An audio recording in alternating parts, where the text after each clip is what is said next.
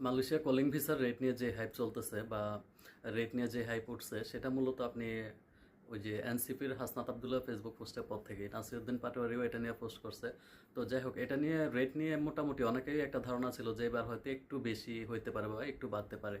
তার আগে আমি বলে নেই যে শ্রমবাজার যেই দেশেরই হোক না কেন, এগুলো আসলে সিন্ডিকেট যুক্ত থাকে, এটাই স্বাভাবিক। তো এটা হচ্ছে কোনো দেশে কম বা কোনো দেশে বেশি বা এমন, আর সবচেয়ে বেশিটা হচ্ছে আমাদের বাংলাদেশে আর কি। আমাদের বাংলাদেশে মানে এই এই সংক্রান্ত যে কোনো কাজেই আপনার সিন্ডিকেট থাকে। তো যাই হোক, যেটা বলতেছিলাম, এখন ধরেন এগুলা গভর্নমেন্ট রেট হচ্ছে 80,000 টাকা মাত্র, এই ভিসাগুলা গভর্নমেন্ট রেট, ঠিক আছে। তো এখন এই 80,000 টাকার একটা ভিসা সিন্ডিকেট হইতে হইতে হইতে হইতে হাত বদল বা এটা সেটা কন্ট্যাক্ট হইতে হইতে সেটা ধরেন 4.5 লাখ 5 লাখ এরকম চলে যায়, বা এত দিন পর্যন্ত ওই পর্যন্তই গেছিল। যেমন গত কলিংয়ে যে লোক আসছিল, একদম লাস্ট মোমেন্টে যে লোকগুলো ঢুকছিল, এগুলো প্রত্যেকেই আমার মনে হয় 5 লাখ টাকা করে ঢুকছিল, ঠিক আছে। তো এখন এই বছরের যে কলিংটা, এটা জানেন একটা দীর্ঘ প্রতীক্ষার পরে শুরু হয়েছে। তো মানুষের একটা স্বাভাবিক ধারণা ছিল যে একটু বাড়তে পারে। এখন একটু কত বাড়বে? যেমন আপনি হাসনাত আবদুল্লাহ পোস্ট করছিল যে সেটা 8 থেকে 10 লাখ টাকা এরকম হইতে পারে, অ্যারাউন্ড এরকম একটা ইয়ে করছিল, রাউন্ড ফিগার করছিল। তো এত যদি নাও হয়, মানে সে তো অন্তত কিছু একটা বুঝে শুনেই হয়তো পোস্ট করছে, ঠিক আছে, বা ভিতরে কিছু একটা বুঝতে পেরেই। তো যাই হোক, এত পর্যন্ত মনে হয় যাবে না।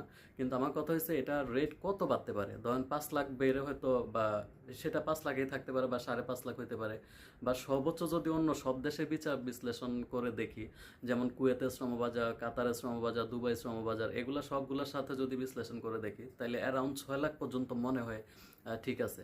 ঠিক আছে, যে মালয়েশিয়ার যে রেটটা অ্যারাউন্ড ধরেন 6 লাখ পর্যন্ত ঠিক আছে আমার মনে হয়।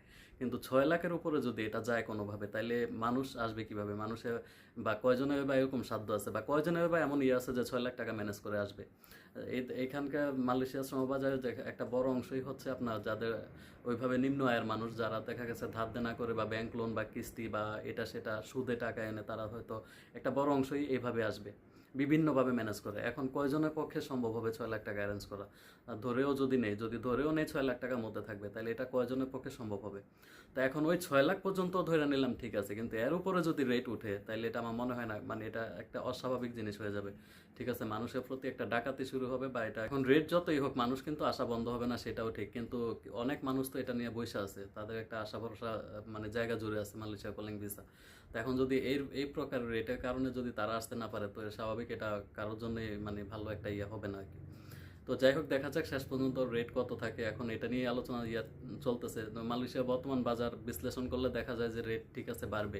আর দেখেন, যেটা হচ্ছে বড় কথা, যে সবচেয়ে ভালো হতো যদি সিন্ডিকেটবিহীন একটা শ্রমবাজার বাংলাদেশ এখন পর্যন্ত চালু করতে পারতো, যেখানে মানুষ যাবে যে একটা নামে মাত্র টাকা পয়সা খরচ করে। যেমন ধরেন আপনি কোরিয়াতে যে